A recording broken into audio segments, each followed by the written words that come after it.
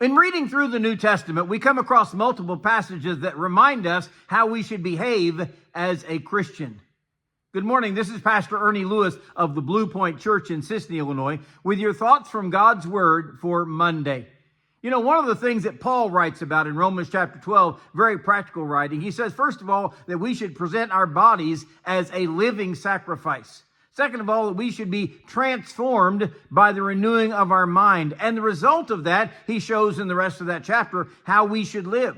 Romans chapter 12 and verse 9 says, "Let love be without hypocrisy. Abhor what is evil, cling to what is good." The King James uses the word dissimulation for hypocrisy. It all means the same thing. It is disguising our true feelings or trying to hide our thoughts and our intents from others. It's actually putting on an act.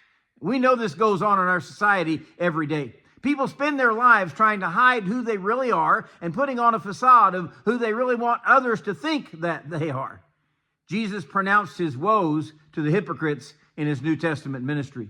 He uses hypocrites some 17 times in describing these pretenders. They're the ones, he said, that stand on the street corner to pray, or they contort their face whenever they fast.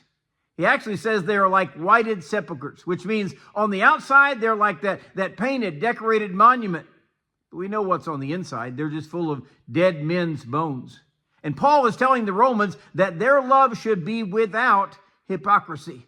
You know, there might be some actions and words that are hypocritical, but our love? No. Jesus said we should love our neighbor as ourselves.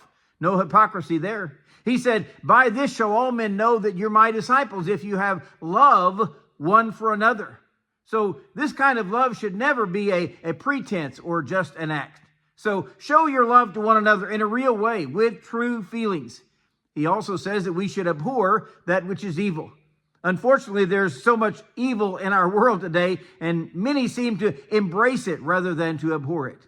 Abhor means to detest, to loathe, to even come to the place where it repulses us by seeing the evil around us every day. We all need to work on that part of our lives, I think. If only we could see evil and sin through the eyes of a holy God. And Paul goes on to say, cling to that which is good.